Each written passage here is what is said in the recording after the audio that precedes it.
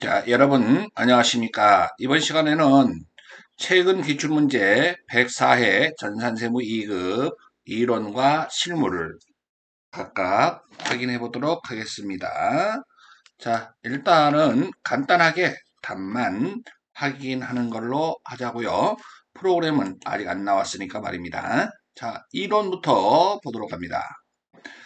1번, 다음 중 재무제표의 작성과 표시에 관한 설명으로 옳지 않는 것은 답은 몇 번입니까? 1번의 답은 3번.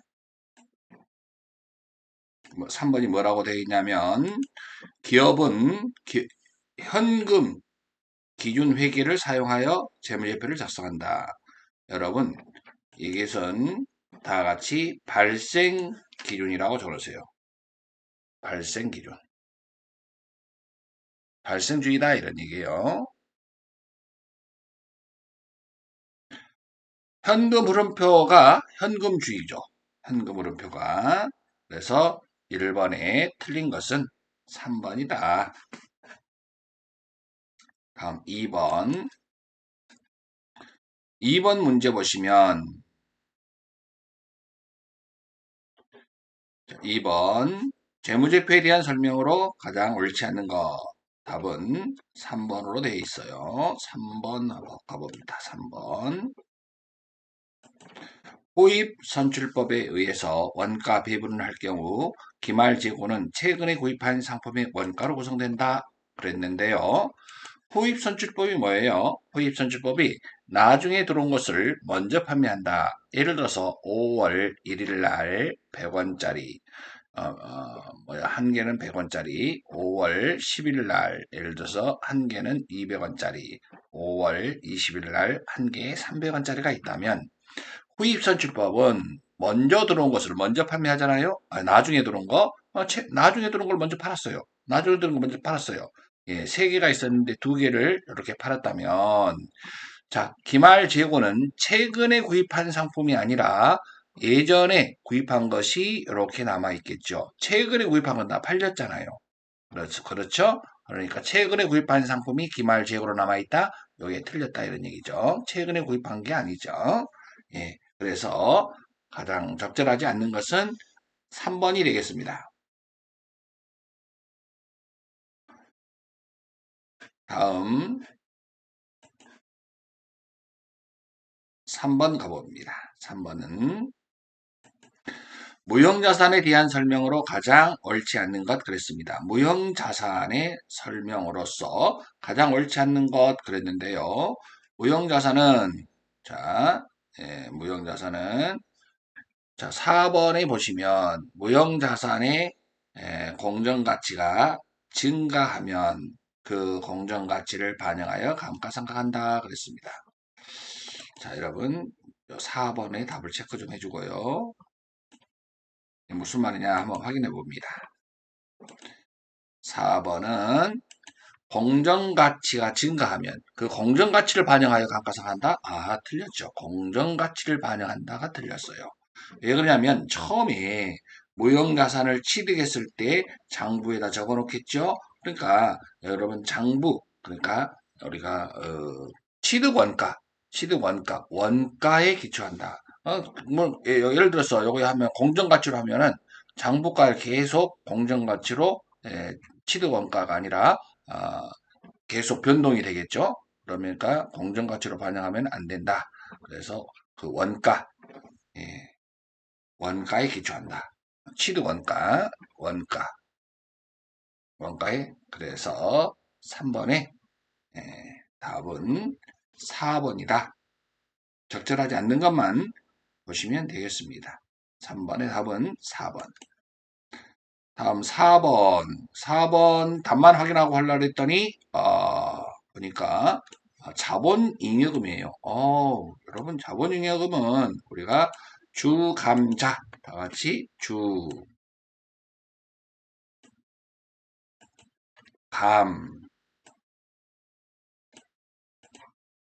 자본거래를 통해서 이익 본 거죠. 주감자 자기 주식 처분 이익 이렇게 자본거래를 통해서 이익 본 거. 그럼 150만 원에다 70만 원, 220만 원이 되겠네요. 답은 2번이 되겠습니다. 예, 간단하게 문제를 2번으로 확인했습니다. 다음 5번 보시면 예, 회계 변경 중에서 회계 변경에 대한 설명으로 옳지 않는 것 그랬어요. 회계 변경. 여러분 여기 세법 개정으로 회계 처리를 변경하는 경우는 정당한 사유가 아니라 그랬죠. 예, 세법 개정 이런 말이 나오면 정당한 사유가 아니라 그래서 5번에 3번 확인하고 넘어갑니다. 다음 6번 원가에 대한 설명으로 옳지 않는 것. 그래서 답은 4번인데 4번을 한번 읽어볼게요. 4번 문제는 제품 생산량이 증가함에 따라 관련 범위 내에 제품 단위당 고정원가는 일정하다 했는데 자 여기에서 우리가 확인하고 넘어갈까요? 예, 여기서는 지금 생산량이 증가함에 따라 고정원가라 그랬어요. 고정비에, 자, 이렇게. 총 원가는 일정하다. 고정비에, 고정비의 총 원가는 일정하다. 고정비의 총 원가는 고정되어 있다는 거죠. 총 원가는 일정하다. 총 원가는 일정하다. 그런데 여기서는 지금 총 원가가 아니라 제품의 단위당 원가예요. 단위당 원가. 고정비의 단위당 원가는 여러분 생산량이 많으면 많을수록 고정비는 여러분 고정적으로는 일정하지만 생산량이 많으면 많을수록 가격은 싸지겠죠. 그래서 고정비의 단위당 원가는 생산량이 증가함에 따라 그랬으니까요. 고정비, 조업도가 증가하면 증가할수록 단위당 원가는 감소한다. 조업도가 뭐하면 증가하면 단위당 원가는 단가는 뭐한다? 감소한다. 단위당 원가는 감소한다 그래야 되는데 일정하다 그래서 틀렸다. 자, 여러분 예, 이렇게 고정비와 변동비는 서로 반대다라고 생각하면 돼요. 고정비의 총원가는 일정하다. 고정비의 단위당 원가는 감소하다. 이렇게. 그런데 변동비를 여러분 많이 여기 시험에 나오면 많이 헷갈리니까 변동비의 총원가는 증가하죠. 변동비의 총원가는 증가한다. 근데 변동비의 단위당 원가는 일정하다. 단위당 원가. 변동비의 단위당 원가. 단가는 일정하다. 이렇게 서로 고정비와 변동비는 서로 반대다라고 이해하시면 쉽게 문제를 풀 수 있겠습니다. 다음 7번 가보도록 하겠습니다. 7번 보면 답은 몇 번인가요? 네, 4번이라고 나왔는데 뭔 문제인가 보자. 수선 부분과 동력 부분에 각각 80만 원과 76만 원의 보조 부분 원가가 집계되어 있을 때 아래 자료를 바탕으로 보조 부분에 배분될 보조 부분 원가 총액은 얼마인가? 무슨 법으로 하라 그랬나요? 직접 배분법으로 사용하래요. 보조 부분에 있던 돈을 수선 부분에 있던 돈 얼마가 있대요? 80만 원. 이 돈을 제조법으로 직접 이렇게 배분한다. 다음 동력은 얼마래요? 76만 원. 동력에 있는 돈 76만 원을 제조법으로 직접 성형이 얼마, 조립이 얼마. 직접 배분해주는 방법이다. 근데 여기서는 여러분 키포인트가 뭐냐면 조립 부분에 배분될 보조 부분 원가 총액은 조립만 물어봤어요.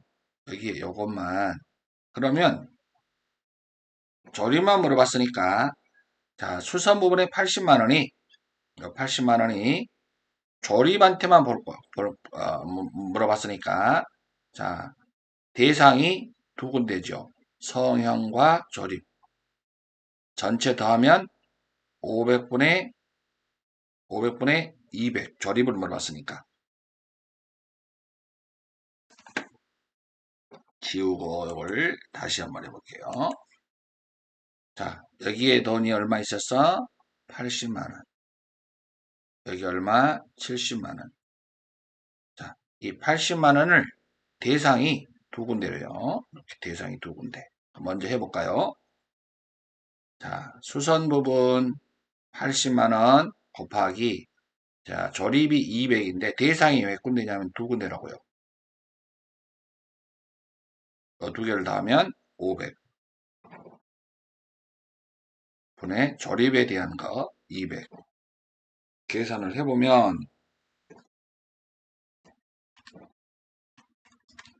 80만 원 곱하기 2 나누기 5. 32만 원 나옵니다. 여기서 조립한테 갈 금액은 32만 원 나왔어요. 그 다음에 동력 부분이 얼마 갖고 있다고? 70만 원. 76만 원이네. 76만 원. 이 76만 원도 성형과 조립의 동력 부분에 여러분 4,500과 3,500을 더하면 얼마 나와요? 8,000kW. 조립 부분만 물어봐요. 3,500. 그러면 76만 원 곱하기 3,500 나누기 8,000인가요? 8,000. 33만 2,500원. 두 개 더하면 65만 2,500원. 예, 다음은 4번이 되겠습니다.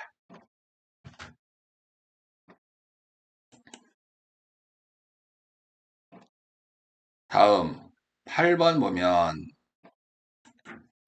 기말 제품 재고액을 물어봤네요. 그러면 제공품을 그려보고요. 제공품 T자로 그려보고요. 그 다음에 제품 T자로 그려볼게요. 제공품. 기초 제공품이 10만원. 직접 재료비가 19만원. 직접 노무비는 10만원. 제조 간접비 15만원. 그러면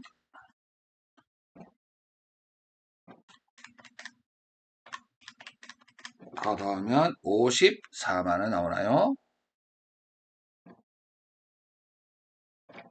기말 제공품은 15만원. 마이너스 15만원 빼면 39만원이 완성됐어요. 이게 완성돼 가지고 제품 계정으로 오죠. 기초 제품 21만원. 이 완성된 것은 제품 창고로 와야죠. 39만원이 플러스 21만원. 그러면 60만원이 60만원이잖아요. 이게 이제 판매 가능액이다. 두 개 더 하니까 이걸 두는 걸 판매 가능액. 그런데 기말이 얼마냐 그랬고 매출원가가 지금 여기 나와 있어요. 매출원가 팔렸다 20만원 매출원가. 안 팔리고 창고에 남아있다가 얼마다? 40만원이 되겠네요. 기말 제품 40만원. 그래서 답은 1번이 되겠습니다.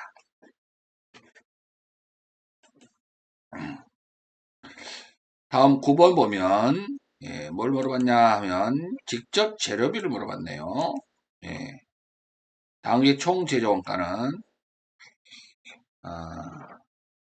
단기 총 제조원가는 직접, 저게 뭐냐면 직접 재료비 직접 노무비, 제조 간접비, 이걸 다 더한 걸 뭐라 그래요? 단기 총 제조 원가라 그래요. 단기 총 제조 원가는 230만 원이 나왔어요. 230만 원. 그런데 제조 간접비는 단기 총 제조 원가의 20%래요. 그러면 230만 원의 20%. 230만 원의 20%. 곱하기 20% 하면 46만 원이 나오나요? 46만 원. 다음에 제조 간접비는 현재 제조 간접비가 46만 원 나왔잖아. 46만 원은 직접 노무비의 80%래요. 직접 노무비를 X로 봐요. X 곱하기 80%는 제조 간접비 얼마? 46만 원이다.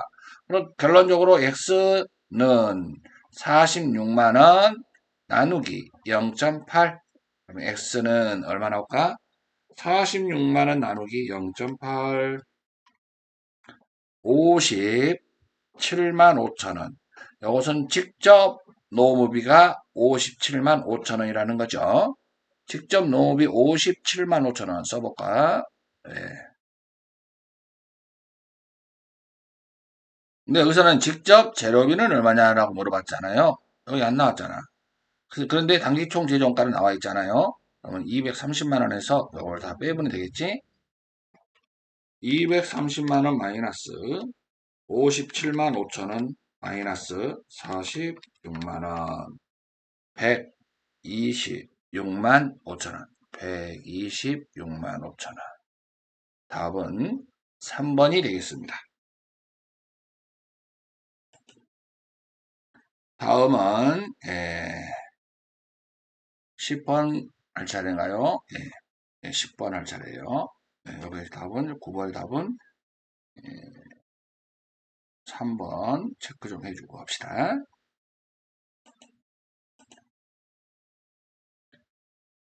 개별원가 계산과 종합원가 계산에 대한 설명으로 옳지 않는 거 답은 2번에 보면 개별원가 계산은 종합원가 계산에 비해서 상대적으로 정확하다 그래야죠. 틀렸네요.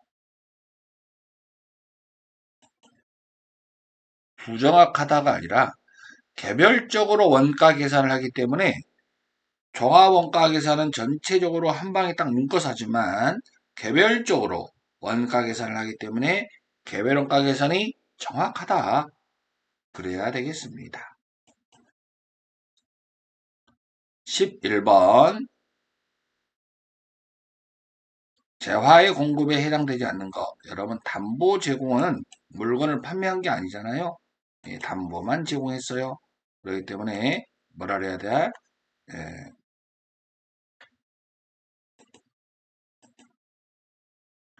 답은 담보 제공이다. 재화의 공급에 해당되지 않는 겁니다. 다음 12번 영세율과 면세에 대한 설명으로 가장 옳지 않는 거. 답은 1번 국내 거래에는 영세율이 적용되지 않는다. 여러분 국내에는 영세율을 적용하는 경우가 있어요. 어떤 경우지요? 로컬 LC 구매 확인서 내국 신용장 영세율 세금 계산서 하나같이 이러한 말이 나오면 우리가 여러분 영세잖아요. 12영세 이렇게 영세로 한다. 적용한다. 그래서 영세율 세금 계산서 국내 거래에서는 영세율이 적용되는 경우가 있다. 이런 경우는 영세율을 적용이 된다. 그래야 되겠죠. 그러므로 12번의 답은 1번입니다. 다음 12번. 13번인가요? 일시적, 우발적 소득 중 소득세법상 기타 소득이 아닌 것. 기타 소득이 아닌 것을 찾아라 그랬어요. 여러분, 비영업대금의 이익, 여러분, 비영업대금의 이익은 여러분, 이자소득에 해당되죠? 이자소득. 이자소득. 그래서 기타소득이 아니고 이자소득이다. 영업적으로 하지 않은 것이 비영업대금이잖아요. 대금업이 아닌 비영업대금의 이익은 이자소득으로 분류되더라. 다음 14번. 14번 봅니다. 13번.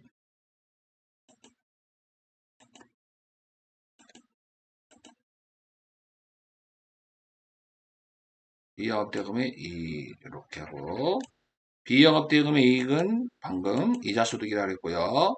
14번 근로소득의 수입 시기로 옳지 않는 거. 답은 2번 급여를 여러분 제공한 날 근로를 제공한 날을 수입 시기로 한다.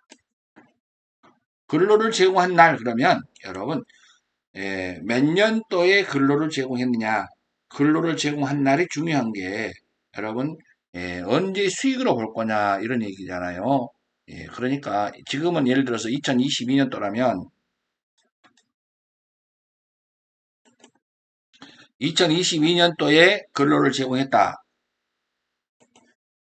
지금 예를 들어서 주주총회가 보통 주주총회는 다음 년도 2022년 다음 년도 2023년 이때가 보통 주주총회를 열려요. 주주총회 열리고 이때 예를 들어서 주주들이 모여서 회의하는 거잖아요. 잉여금 처분. 그러면 이때 여러분 보통 이제 상여를 주기로 했다. 근로자들한테. 그러면 이게 이제 2023년도에 소득으로 볼 거냐, 2022년도의 소득으로 볼 거냐 이런 얘기죠. 그러면 근로를 제공한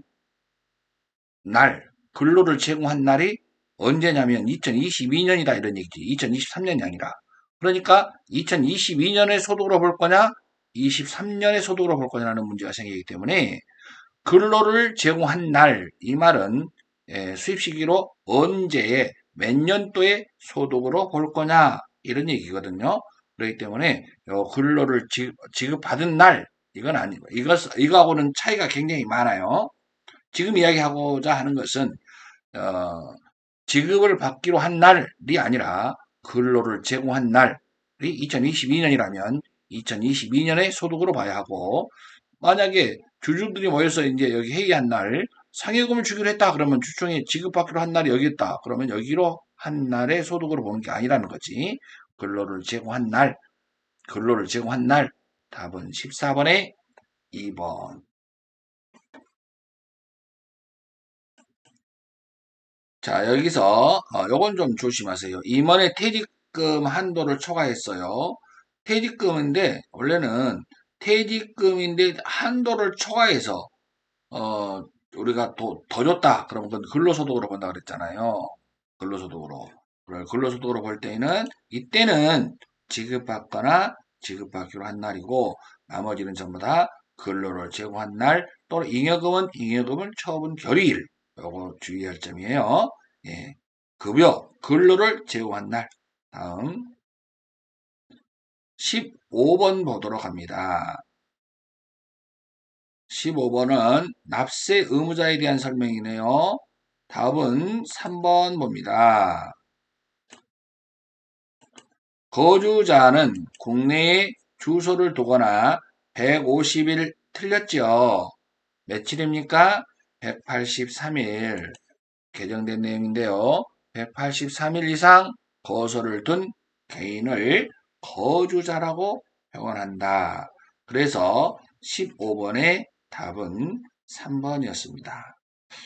여러분, 이번에 시험은 보니까 이런 시험도 크게 어려운 것 같지가 않았습니다. 예, 실무 확인하도록 합니다.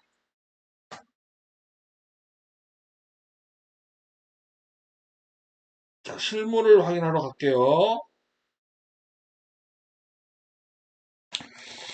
1번 문제를 보시면, 자, 전기의 해수 불능 채권으로 대손 처리했던 예상 매출금 중에서 절반을 현금으로 회수했다 그랬어요. 600만 원의 절반은 300만 원일 거고요. 현금이 들어온 것은 차변의 현금이 맞지요.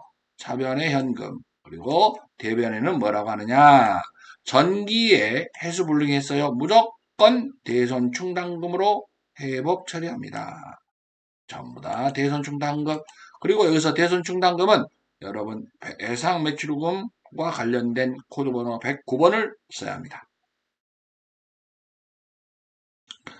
주식을 매입했습니다. 주식을 매입할 때 수수료가 있으면 여러분 수수료 비용으로 처리한다는 거 코드번호 900번 따로 쓰지 않으면 틀려요. 그리고 차변의 단기 매매증권 50만원 그리고 대변에는 보통예금으로 지급했다. 그래서 보통예금 무난하네요. 다음 재산세가 나왔는데 생산부가 있고 그 다음에 생산부에 사용하는 것이 126만원. 그러면 세금과 공가가 500번대가 126만원이고 건물에 대한 재산세가 88만원이면 이것은 여러분 영업부가 사용한 거 여러분 세금과 공가는 여러분 126만원 126만원과 126만원은 어디서 사용한 거라고? 영업부에서. 이것은 800번대네요. 생산부가 사용하는 거 88만원. 이것은 뭘로 처리한다고요? 500번대 세금과 공가로 한다. 그래서 나머지는 전부 다 보통예금으로 지급하게 됐습니다. 자, 세무교육을 위해서 한세법시를 초빙하여 생산부 직원의 연말정산 교육을 실시했네요. 여러분 우리는 교육훈련비라고 하는 거 맞죠? 그런데 여기서 교육훈련비를 쓸 때 500번대를 써야 한다는 거예요. 왜요? 생산부잖아요. 생산부. 그리고 여기서 주의할 점 원천징수 세금 떼었어요. 띄임을 당한 게 아닙니다. 이때 세금을 떼어서 내가 보관하고 있어야 돼. 그 이름을 우리는 뭐라고 불러요? 예수금. 다시 한번 뭐라고 불러요?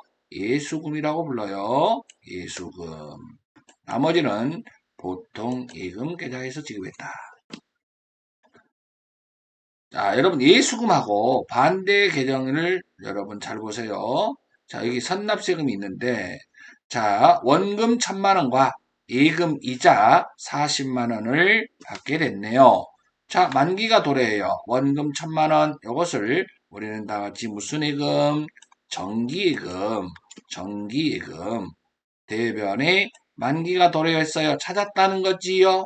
정기예금. 그리고 이자가 발생했어요. 얼마가? 이자 소득, 이자 수익은 40만원이 되고요. 여러분 세금을 띄었어요. 원천징수세액 띄임을 당했어요. 여러분 이자 수익이 대변에 나왔으면 차변에 자산이 올 건데 61,600원이라는 그 이름은 선납세금이라고 자산 이거 틀리기 쉬워요. 여러분 보니까 많이 틀리더라고요. 선납세금을 그리고 전부가 다 나머지는 보통예금으로 입금되었다. 다음 매입매출전표를 보시면 공장 건물을 신축하기 위해서 토지를 취득하면서 여러분 토지 정지 비용 여러분 이것은 토지의 자본적 지출 해가지고서 뭘로 처리한다? 불공으로 처리한다. 54 불공 그리고 우리가 분계를 토지로 분계한다는 거 아시죠? 토지의 자본적 지출 토지의 자본적 지출이에요. 차변의 토지 대변에 여기 외상 미수금란에 있으니까 여러분 이것을 우리는 뭘로 합니까? 미지급금. 왜요? 토지로 분개하기 때문에 판매 목적 아니기 때문에 미지급금이다. 이렇게요. 다음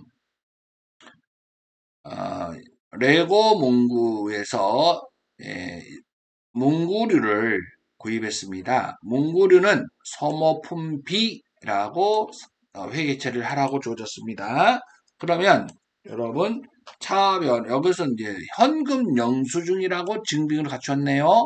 현금 과세. 그리고 여러분, 돈을 뭘로 줬다? 현금으로 매입했다. 이 말은 현금이 나간 경우지요.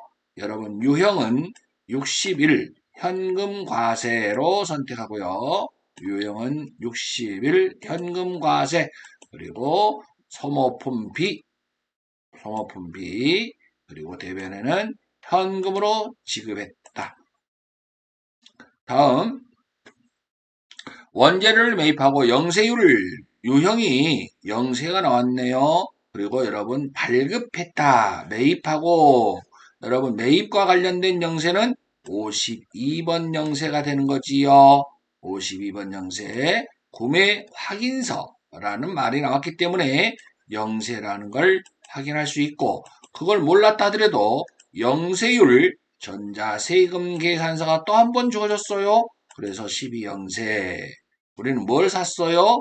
원재료를. 그러므로 차변의 원재료고요. 대변에는 보통 계금으로 지급했다. 다음으로 가볼게요. 자, 사업자가 아닌 김명진 씨에게 제품을 판매하고, 여러분 증빙이 있어요, 없어요?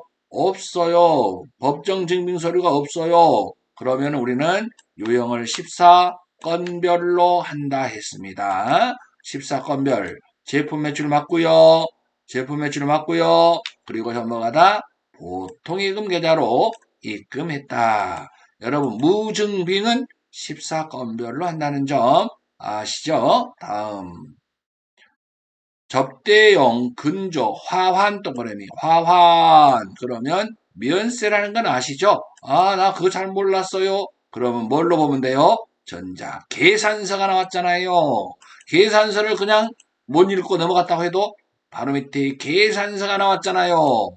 계산서가 나왔어요. 면세라는 걸 우리가 강조하고 있는 겁니다. 자, 여기서는 거래처에 접대한 거지요.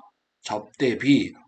요거, 여러분, 접대비로 분개되면 여러분, 이거, 그 불공 아닌가요? 아니지요. 불공이 되기 위해서는, 세금 계산서가 있어야 돼요. 여기서는 계산서잖아요. 그러므로, 여러분, 해상 미수는 우리는 뭐라고 합니까? 미지급금으로 회계처를 해야 합니다. 차변의 접대비, 대변의 미지급금. 다음 부속서류 3-1번 문제 보니까 신용카드 매출전표 수령명세서를 작성하라고 주어졌습니다. 자, 그 다음에 한번 볼까요? 그러면 여기서는 신용카드 매출전표 수령명세서를 작성하는 것은 우리가 공제받을 수 있는 것만 입력한다. 공제받을 수 없는 것은 처음부터 여기다가 입력하면 안 된다는 거죠. 일단은 그것이 구분만 되면 나머지는 쉽게 풀리는 거죠.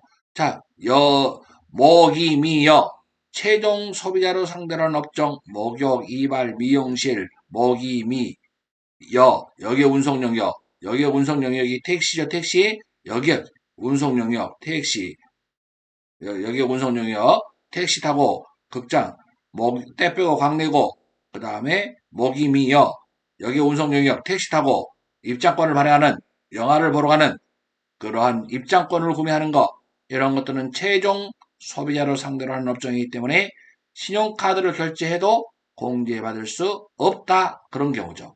왜? 세금 계산서를 발급할 수 없는 업종들이기 때문에 신용카드를 발급해서도 공제받을 수 없다. 그래서 여기에서 택시요금과 입장권 구입하는 것은 공제받을 수 없기 때문에 요것만 입력하면 안 되고요. 나머지만 입력하면 되겠습니다. 여기다가요. 네, 다음은 2번 가보면 자, 확정신고 기간에 부가세 신고서를 직접 입력하라. 자, 부가세 신고서 이외에 과세 표준 명세 및 기타 부속서류의 작성을 생략하고 세액공제를 받기 위해서 여러분 뭐 했다고요? 전자신고를 할 예정이다. 여러분 전자신고는 얼마를 공제받아요? 10,000원 전자신고 세액공제 10,000원을 받을 수 있다 이런 얘기예요. 전자신고를 하면은 10,000원 받는다는 거 주의하세요. 자, 여기서 전자세금 계산서 발급 과세 매출액이 여러분 세금 계산서와 관련된 과세 매출은 10일 과세죠. 10일 과세가 어디로 갑니까? 예, 10일 과세가 어디로 가요? 1번 여기 1억 3천. 다음 신용카드. 이것은 여러분 신용카드 어디로 갑니까? 이것은 부가세 포함한 금액이니까 300만 원 여기로 갑니다. 3번 신용카드 현금 영수증. 다음 직수출은 여러분 영세에 기타로 가겠다. 세금 계산서가 아니니까 영세에 기타 1,200만 원. 다음 비사업자에게 대한 영수증 외에 과세 매출 여러분 이것이 여러분 14건별에 들어오는 거예요. 무증빙 44만 원이 부가세 포함된 금액이니까 40만 원 과세에 기타 40이 들어왔죠. 다음 일기 소멸시효가 완성된 예상매출금 110만 원이 있었는데 여기에서 대손세액공제를 받기로 한다. 대손세액공제 여러분 110만 원에서 여러분 부가세 110분의 10 그것을 부가세를 돌려주세요 이런 얘기죠. 왜요? 소멸시효가 완성됐기 때문에 대손 사유가 되는 거죠. 그럼 얼마를 다 돌려준다? 아니다. 부가세만 돌려달라. 부가세를 현금으로 돌려주는 것이 아니라 매출세액에서 마이너스를 시키더라. 대손세 가감란에 마이너스 10만 원을 여러분이 직접 입력해 줘야 된다는 점. 다음 매입을 보면요. 매입 총액은 5천 세금 계산서와 관련된 것은 일반 매입이 있고 고정 매입이 있는데 일반 매입만 5,500만 원입니다. 5,500만 원을 일단 입력을 해주면 몇 번에다가 10번에다가 5,500만 원 입력해주고 돼. 그 다음에 여기에 이 중에는 접대 물품 관련 매입세액이 있더라. 여기 포함되어 있다는 거예요. 이건 불공이라고 적어놓으세요. 불공 공제받지 못해요. 그러면 공제받지 못하는 것은 두 군데다 입력하는 거잖아요. 한 번 더 입력해 줘야 되는데 공제받지 못할 세액 16번에 클릭하면 오른쪽에 공제받지 못할 매입세액 50번에다가 1,000만 원에 100만 원을 입력해 주시면 되겠습니다. 그 다음에 예정신고 시 미환급된 세액, 예정신고 시 미환급된 세액이 있어요. 미환급세액은 80만 원이 있습니다. 여기 예정신고 미환급세액 21번에 80만 원을 입력해주고 끝내면 안 되고요. 전자신고세액공제가 있잖아요. 전자신고세액공제 10,000원을 반드시 입력해줘야 합니다. 자, 다음 자료를 이용하여 22년 2기 부가세 신고서 확정 신고 기간에 대한 부가세 신고서 및 관련 부속 서류를 전자 신고하라 그랬습니다. 여러분 부가세 부속 신고서 가보면 2기 확정 신고를 가보면 열어보면 우리가 지금 마감되어 있다 동그라미 마감되어 있대요. 만약에 마감되어 있지 않았으면 여러분들이 마감을 직접 눌러줘야 한다는 거예요. 예, 다음 전자신고를 클릭하면 국세청 홈택스 전자신고 변환 교육용이 있어요. 이걸 클릭하고요. 이것은 계속 요즘에 빠지지 않고 계속 나오고 있습니다. 이 자리에 계속 출제되고 있어요. 그러니까 여러분들 이걸 한 번만 입력해보면 다 알잖아요. 지난번에도 나왔던 문제고요. 그 전에도 나왔던 문제고 계속 나오고 있습니다. 그래서 한 번만 입력하면 어려운 거 아니에요. 전자 신고용 전자 파일 제작 시 신고인 구분은 납세자 자진 신고로 선택하고 그 다음에 비밀번호가 나오면 여기서는 1, 2, 3, 4, 5, 6, 7, 8로 입력합니다. 전자 신고용 전자 파일 저장 로컬 C 드라이브에다가 파일명 이렇게 작성 연회를 사업자 등록번호 이렇게 해서 저희 있는 걸 확인하고요. 최종적으로 전자 파일 제출하기 요것만 눌러주면 됩니다. 자, 이것은 여러분 어려운 거 아니고 가가지고서 여러분 부가세 신고서는 됐다니까 안 들어가도 되는 거예요. 사실은 마감이 안 되어 있다 그러면 꼭 들어가서 마감을 눌러줘야 돼요. 요거요. 마감 꼭 눌러줘야 돼요. 그리고 전자 신고 제작 그래서 이렇게 해서 비밀번호 눌러주고 이렇게 하면 어려운 건 아니니까요. 자, 다음. 자, 임대료를 여러분 1년치를 받았어요. 그 임대료라고 수익으로 다 잡았는데 그거 아니라는 거죠. 내년 거는 올해 수익이 아니다. 자, 몇 개월치를 먼저 받았냐면 9개월치. 내년의 9개월치는 올해의 수익이 아니다. 수익에서 빼야 된다. 그러면 2,400만 원 나누기 12분의 9 하면 내년에 해당되는 1,800만 원이라는 금액이 주어집니다. 그러면 1,800만 원은 내년 거다 이 말이야. 올해 수익 아니야. 올해 수익 아니거든. 그래서 수익의 발생은 대변이지만 수익이 아니야. 그러면 수익에서 빼야 되니까 차변으로 와야 됩니다. 그것만큼 먼저 받았다. 선수 수익이라는 거죠. 선수 수익은 부채입니다. 다음 단기 대여금 동그라미 단기 대여금은 뭐예요? 예, 자산이에요. 근데 대여할 때 여러분 2,400만 원인데 여러분 그때 환율이 1,200달러였어요. 1,200달러. 그러면 여러분 요거 1,200을 나눠보세요. 몇 달러 나와요? 2만 달러 나와요. 2만 달러.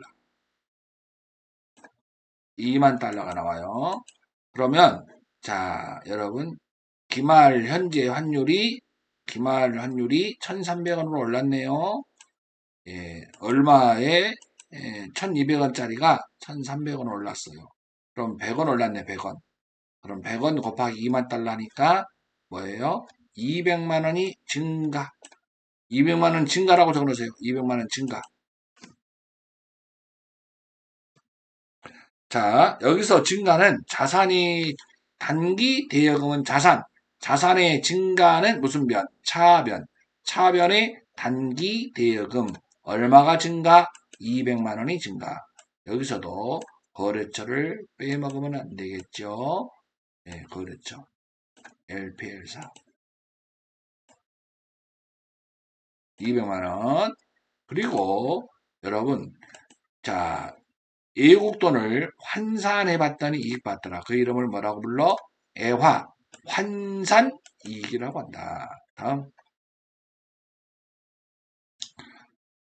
유가증권에 대한 평가고, 자, 한 주당 3,000원을 취득했고, 기말에 2,500원 나가네요. 한 주당 500원 감소. 500원 감소. 500원 감소. 그런데 몇 주를 갖고 있었다고 그랬어요? 곱하기 몇 주? 8,000주. 8,000주는 그럼 얼마 나와요? 예, 5, 8에 40, 400만원. 400만원이 감소됐어요. 여러분, 자산의 감소는 다 같이 무슨 변? 대변. 대변에 여기 계정 과목이 단기 매매 목적이니까 단기 매매증권 자산의 감소 대변.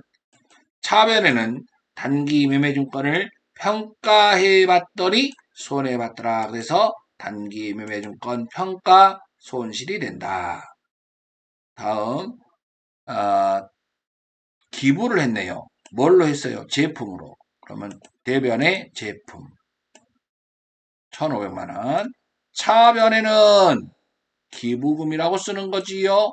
그리고 저격 8번은 반드시 걸어줘야 합니다. 다음 기말 현지에 보유하고 있는 영업부의 감가상각 자산이다. 회계처리를 하라.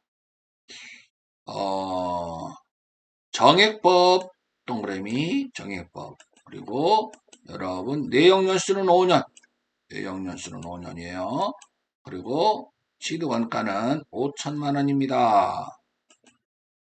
여러분 전년도에 여러분 취득했죠? 전년도에 여러분 감가상각비는 500만 원이 전기 나왔네요. 6개월치만 했네, 전년치. 그러면 올해는 2022년이잖아. 2022년 1년치예요. 여러분 5천만 원 나누기 5 하면 1,000만 원 나오죠? 결산 자료 입력에다가 1,000만 원 입력해주면 되겠죠?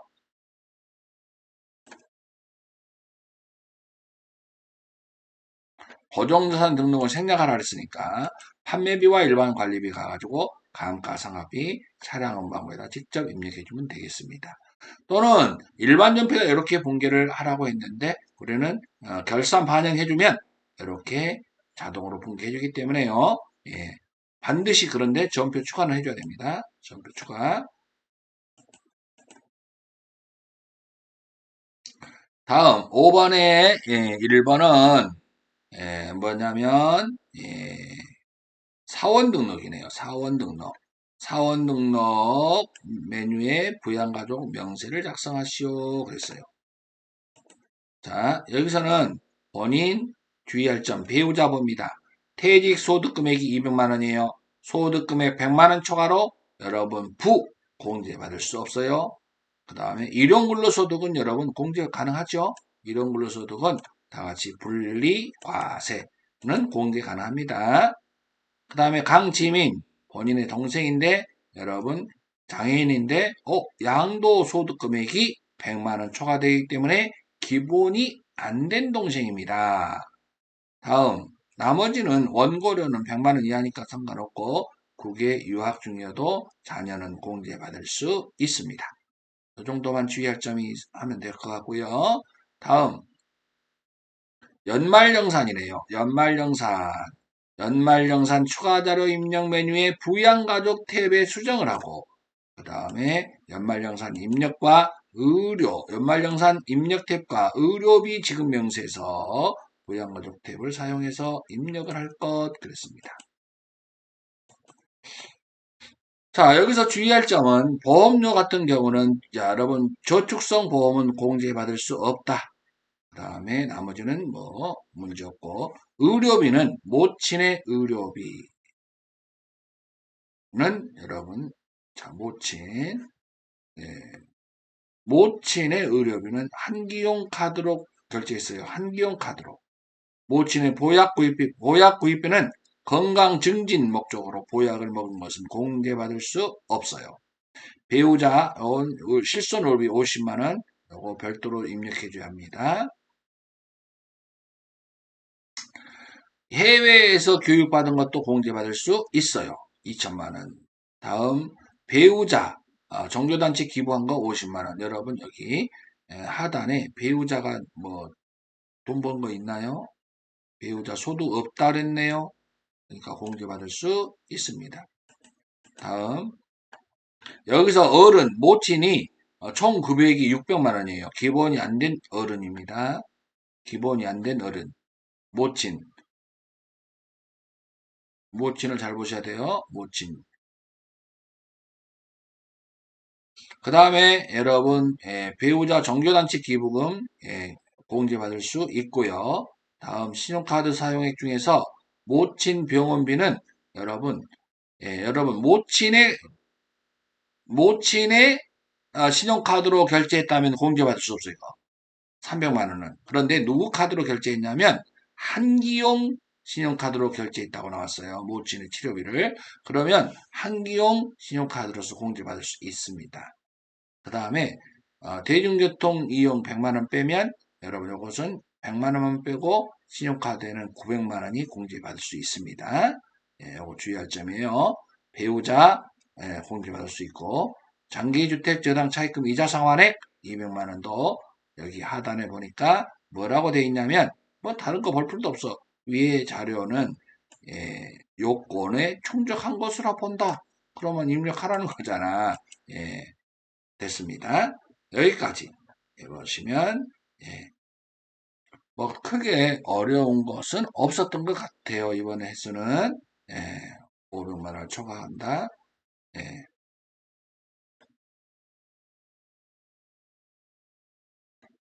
자 여기서 이자 상환에 여기 상환에 보면 여기 연도가 2012년 이후 안에다가 가고 2015년 이후도 있고 그러니까 여기가 2014년도니까 2012년 이후의 란에다가 입력을 해준다. 그다음에 신용카드 이렇게 나와 있네요. 오케이. 그 다음에 특별세공제, 보험료, 기부금, 종교단체. 종교단체는 여러분 제일 밑에 단기에다가 이렇게 입력을 해주면 되겠습니다. 여러분 이번 회차는 크게 어려운 것 같지 않아요. 그리고 기출문제, 최근의 기출문제를 중점적으로 연습을 하신 분이라면 거의 다 합격하는데 문제 없으리라 생각이 듭니다. 여러분, 자, 답만 확인해 봤는데 나중에 프로그램이 나오면 그때 하나씩 하나씩 입력해 보면서 다시 정리하도록 하겠습니다. 여러분, 수고하셨습니다.